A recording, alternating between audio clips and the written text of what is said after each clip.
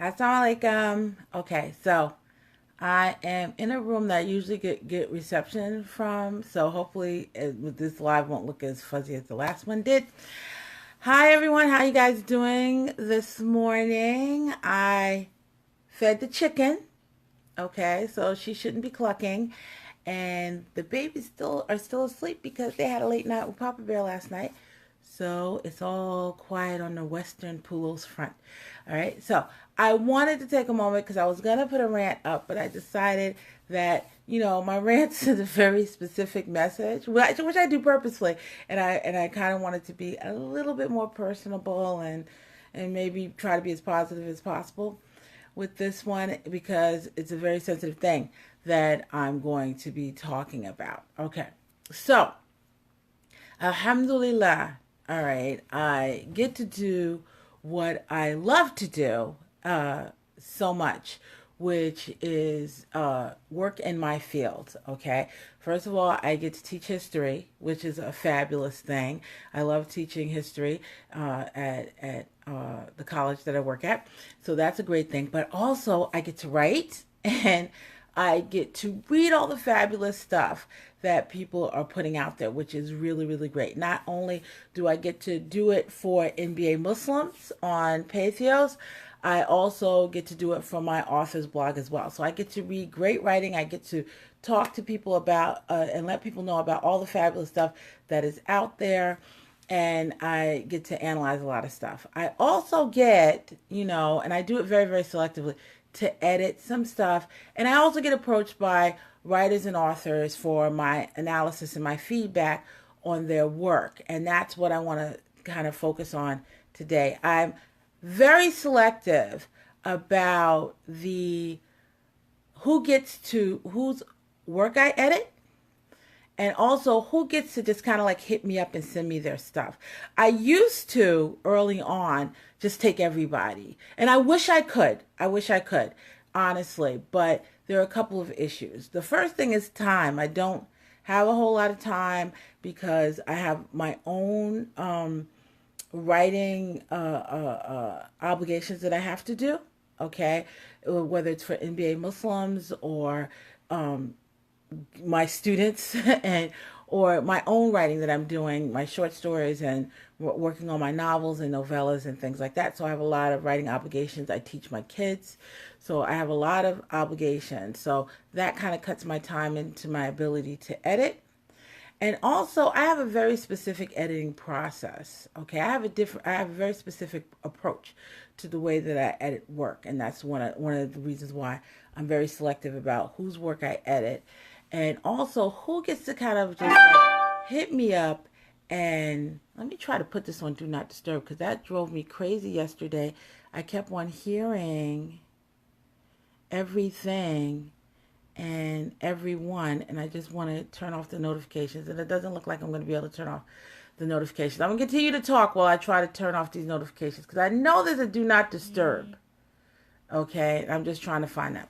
So when I select authors, not everyone can just kind of like hit me up, and there it is. There you go. So hopefully I won't get any more notifications, and send me their stuff. Okay, I used to just do it for everyone. Now I'm very, very selective because in my approach, okay, I've found that there are some issues with responses and reactions that I get from writers and authors. Okay, I was trained to accept criticism and critique and think of it as a way for me to improve my work. Okay, so during my studies, okay, especially in graduate school where you're studying for a master's degree, so you're telling people I'm becoming a master, I received very direct feedback from my instructors. Okay, and some of it was cold and some of it may be seen as harsh. Okay, but I was very much trained to see it as them telling me ways to improve the work, okay? And not spending a whole lot of time to do it because at that level of writing, I should just really be concentrating on that. I should be concentrating on making my work better, okay? And every writer has to do that. Every author has to do that. There's not an author or writer walking this earth that does not need that cannot benefit from someone looking at their work and showing them where they can improve their work. There's no writer, okay, that has ever existed where their work couldn't be improved upon.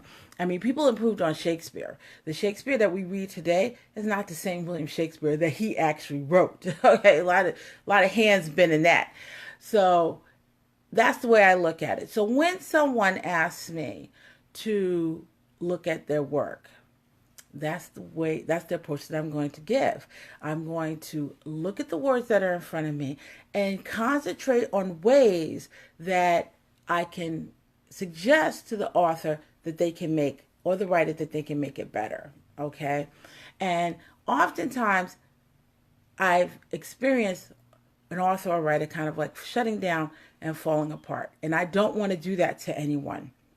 So I have a tendency not to take everybody's work and kind of like say, no, I can't do that right now. I'm sorry. I can't look at that work right now. Especially if it's a writer who is giving me something and they need it tomorrow, or they need to publish it. It has to go live in 5 hours. I am going to just really kind of tell you what's wrong with it. I try to give the positive first, but sometimes I just can't. And sometimes, honestly, there just isn't any positive. And I've written stuff like that. I've had my editor, or either my editor at Pathos or my novel editor say to me, this doesn't work. It doesn't work. So I have to go back to the drawing board. And I think that authors and writers need to kind of like take a little bit more time in learning how to look at the work that way. Because first and foremost, if you're approaching a professional editor, okay, that's all they're thinking about. They're not thinking about you as a writer. They're not thinking about you as an author or anything like that. And they're definitely not thinking looking to hurt your feelings. They're looking at the work. How can this work be improved upon? And sometimes it takes more suggestions than other times. And it's been my experience that I find that especially with writers and authors that are crossing areas and genres. They're competent in one form of writing, and now they've decided to extend their writing, which is great. Do that, extend your writing, but also go into an understanding that this is a new area of writing. This is a new genre that I'm writing in, and so I need to learn based upon that. Okay, I've had people who write creative fiction works, okay, and now they have to write more academic or more journalistic work. I've had people who are used to writing blog. They have blogs. They have great blogs and a large readership and everything is wonderful. Now they want to write an op-ed, or now they want to write a journal article, and that's a different type of writing. And so if I'm giving them the feedback, listen, okay, so what kind of piece is this supposed to be? Oh, if it's supposed to be that, then these are the issues that you have. Okay. It's really a good idea for the writer or the author to look at all of that as a way of improving the work, because that's the way your editor is. That's the reason why your editor is giving the feedback that he or she is giving. Okay. If you're hitting me up, you're hitting my DM, you're emailing me your work, I'm going to be very, very direct, okay? Because honestly, you're asking me to pivot from my professional obligations, to pivot from my familial obligations, to pivot from my communal obligations, and look at your work. And so now it's really about the analysis, and that's it. That's all you're going to get. You're going to get, okay, all right, this is what's wrong. And you should look at this A, B, C, D, all right? Sorry, you really don't have an article here. Sorry, you really don't have a book here. Okay? Because you've asked me to do that. That's what you've asked me to do. If you're reaching out to me privately, that's what you've asked me to do. And that's what I'm going to do. And it's been my experience that a lot of authors shut down. So a lot of times I turn authors away. I turn writers away. Not because I don't want to. Not because I want to. But because They're simply not prepared for the analysis that I'm going to give them. And they don't take it as what it is. Suggestions. It's just suggestions. This is where you can improve upon your work. You can take it or you can leave it. It doesn't hurt my feelings if you leave it. Okay? Plenty of times I've read an article for someone and I'm like, well, these are the issues with the article. Okay? And then I see the same issues in the actual article that's published. I just move on and do the next thing that I need to do. So it doesn't hurt my feelings. And you don't have to take it. You don't have to take those suggestions. But if you approached me, if you approached a professional editor, if you approach an author with a lot of experience, and they're telling you, okay, so there's some issues with this, and you need to kind of like consider them, it's beneficial to consider them and not think of them as a critique on you as a writer in totality. That's a big mistake that authors and writers make, okay? And I made that mistake early on as well, especially when, during my graduate studies, I got my feelings hurt a whole lot of times, okay? But I had to learn to just kind of look past that. I just recently reached out to a brilliant writer who I have a whole lot of respect for, and she cut my work up. Okay? Now, I could sit back and be like, oh my God, I can't believe it. I'm not good. I'm terrible. No, because I know I'm a good writer. And she knows I'm a good writer. She wants me to be a better writer. Okay? She doesn't want me to publish garbage. So listen, streamline this, hone this, fix this. This is not necessary. You need to explain this more, unpack this more, do this more. And I have to look at it and dig down and get to work. So I get it too. Okay. It's not that I sit here, this perfect writer that doesn't need any kind of critique or feedback or editing. Okay. I know I need it.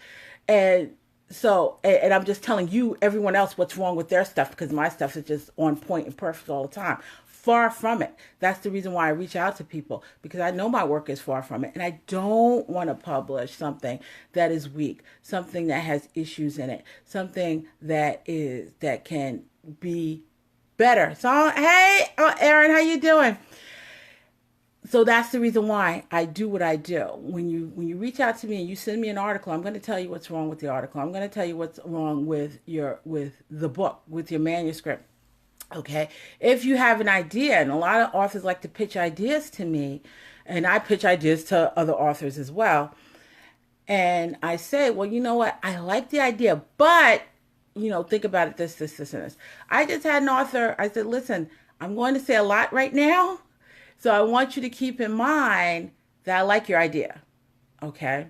Because by the time I finish saying what I had to say, it would be very, very easy for that author to think that I like the idea. Yeah, managing egos is very hard. Till Chad, so managing egos is very hard. Managing my ego as a writer is very, very hard, let alone someone else's ego. That's why I tend to feel writers out, okay? And then when they come to me with it and they fall apart, okay, I don't edit their stuff anymore because I don't want to shut anybody down. And I'm not going to manage your ego, especially if you are approaching me privately and you're saying, hey, can you take a look at that? I'm not going to manage your ego, okay?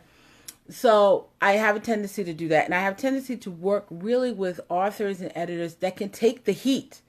They can take it because I want the heat. I don't want you managing my ego. I don't want you coaxing me. I don't want you coddling me. I want you to tell me what's wrong, okay? And Kelly, hi, Kelly, how you doing? She's one of those authors that I reach out to, and she'll definitely tell me what she likes and what she dislikes about what I've written, what I've sent to her. And that's what I want. I want to be able to look at it, see where it is that I can improve my work, and then concentrate on improving it, not fall apart and get caught up in my feelings. And it's very, very important for authors and writers not to do that, especially if you're approaching an editor. So if you have an author that you have a lot of respect for, you have an editor that you have a lot of respect for, and I'm honored that people have enough respect for me that they want to share their work with me. I love it. I really, really do.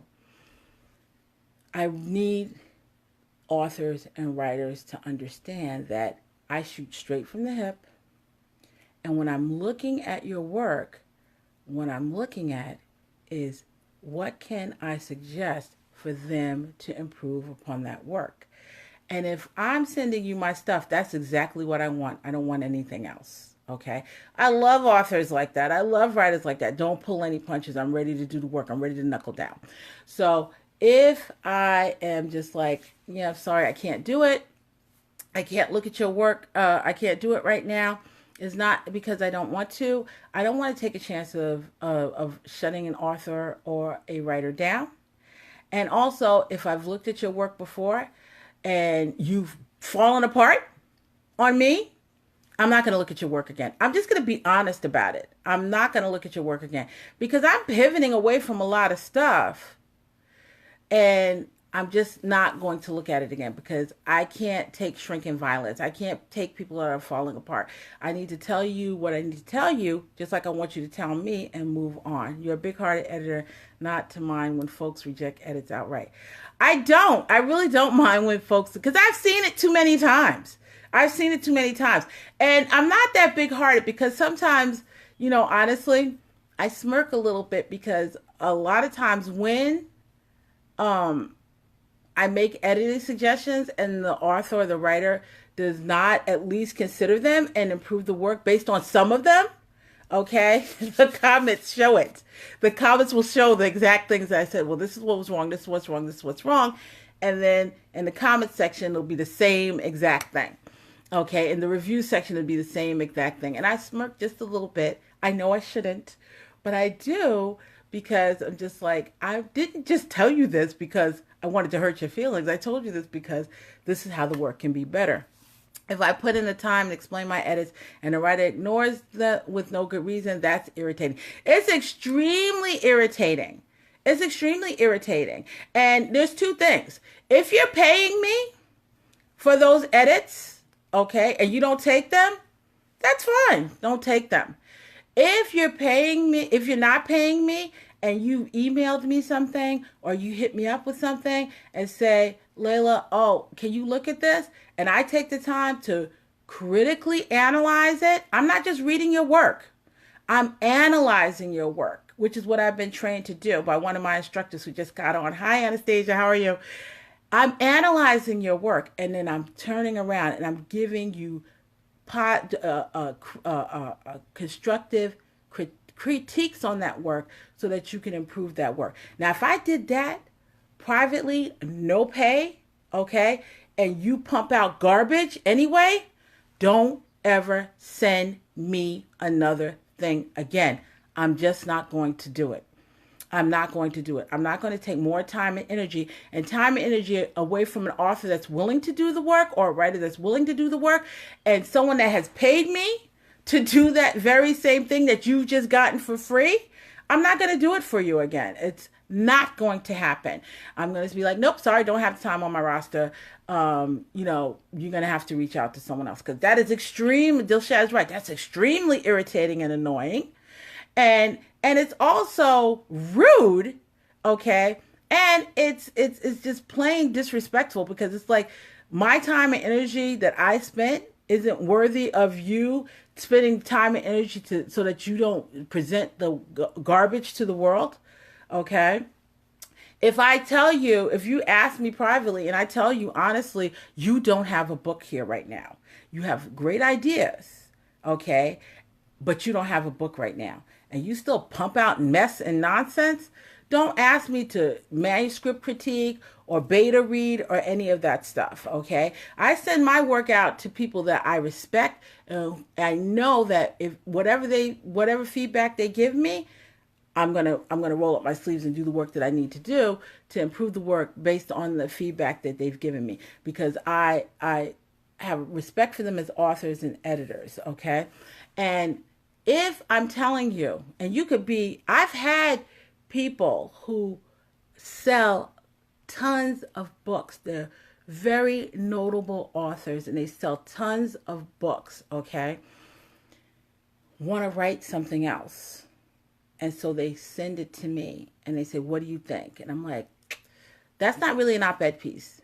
That's not really a journalistic piece, okay? that's not really a short story, okay? It's really kind of like a longer chapter. This is what you need to do to write a short story, okay? And they ignore it and they leave it alone because they're caught up in their egos because, I sell all of these books. What have you sold? All right. Why am I wasting my time with that? Why is any that wasting their time with that? So the thing that authors and writers need to do, and I'm wrapping it up because I'm ranting now. See, I said I was going to go on a rant. The things that authors and writers need to do, okay, is push that ego back, push those feelings back, and look at any kind of analysis and critique that an editor, especially a professional editor, has given you as an opportunity to examine how you can improve the work and then do the work, okay? If you don't, all right, you're going to put out something that could have been better, all right? Because if the editor's telling you how it could be better, it definitely could be better, all right? I remember I read a tweet from Stephen King where he was like, thank you, so grateful to my content editor. When I put stuff out, I'm not a fool. I don't look like a fool when I put my writing out, okay? Because a draft is a draft. That's what it is. So do the work that you need to do. If you ignore it, okay? If you paid that editor, the editor's not going to care, okay? If you've reached out to them personally because you know them either through Facebook or something like that, or your friends and stuff like that, and you reached out to them, oh, can you take a look at that? And you ignore the suggestions that they make, don't look to approach them again because they're not going to want to spend the time and effort to give you an analysis and then you just ignore that analysis. So if you are fortunate enough to know someone that can actually do professional editing, and I'm talking about content editing. I'm not talking about line editing, looking for grammar and stuff. I'm talking about execution. I'm talking about flow. I'm talking about like that. And you know them and they're looking at it and they're taking the time to review it for you. Say, alhamdulillah, okay? Because not everybody has that. And benefit from that, okay? Because I can tell you right now, I know when something has not been content edited. I can tell. I've read too many books where it's just like, you didn't use a content editor, did you? Oh, I had an editor. You had a line editor, didn't you? You didn't have a content editor, okay? Because the content editor is looking at something very, very specific, whether it's in your articles or whether it's in your book. So say alhamdulillah, say thank God, okay? And benefit from that. If you're not willing to do that, don't waste their time. Now I'm talking on behalf of all content editors out there, okay? Do not waste our time if you're not willing to do the work to improve whatever writing you sent us. Keep it to yourself, honestly, because content editing takes a lot of energy. It's not just reading. You have to have the skills to do it. You're constantly learning about the differences in different forms of writing all of the time. You have to switch between those different forms of writing all of the time. You have to give this deep critical analysis of that work. So it's a lot of work, whether it's 500 words or 85,000 words. That's why authors who wonder, why do content editors cost so much? Because their work is a lot. They do a lot of work to do that. And so if you're not going to do the changes, if you're not going to at least entertain some of them, don't waste our time. Don't do it. We don't have it. We don't have it to spare at all. Move on, go somewhere else and publish your stuff. Okay, it may or may not sell, but don't waste our time. Okay. Yes, good editors will definitely protect their writer's voice while they're content editing. It's very, very hard work. And sometimes and we're even keeping that in mind all of the time. I don't want you to write like me. I don't want you to sound like me. I want you to sound like yourself as an author. And that takes a lot of effort and energy as well. So don't waste our time. Please don't waste our time. And don't get so caught up in your feelings that you got to lash out at us on social media. Okay? Do not do that. All right? Because that right there is just petty, and it's childish, and it's nonsensical, and we don't need that. We really, really don't need that. And that has happened to me, and I've seen it happen to other content editors where the author or the writer gets so caught up in their feelings that they lash out on you and act like you don't know what you're talking about. All right? And don't expect us to publish it. Oh, oh, I've had people have their work rejected because they didn't listen to me, Hannah. I've definitely had people have their work rejected where it's just like, they didn't listen to me, and the publisher was like, no, we're gonna take a hard pass on that. Okay, and then they come back to me, and I'm like, no, I don't have the time. I gave you I gave you my suggestions. You didn't listen to them, so I don't have time to help you anymore. And that happens all of the time. Okay, and the publishers are looking for certain things. Once you get to that process where you're bringing your work to a publisher, you think you get hurt feelings from an editor. A publisher will just like, no, this is what's wrong with it. Bye. We don't want to look at your work again. And you don't want to do that. You definitely don't want to do that if there's a chance to improve the work. Okay? So I got to go because I hear the little ones. All right? Don't waste editors' time. Don't hit them up unless you're willing to do the work. And don't get so caught up in your feelings as authors, because honestly and truly, we don't have the time to stoke anybody's ego. At least I don't. I mean, you can find a diplomatic editor, but I'm definitely not one. Okay? So please do not hit me up. Do not DM me. Do not email me. Do not send me anything unless you're willing to get the feedback from me that I'm going to give. All right? And if you are, please send me your stuff because I love it. I love doing editing and reviews and everything like that. So send me your stuff and I'll check it out. All right? Assalamu alaikum.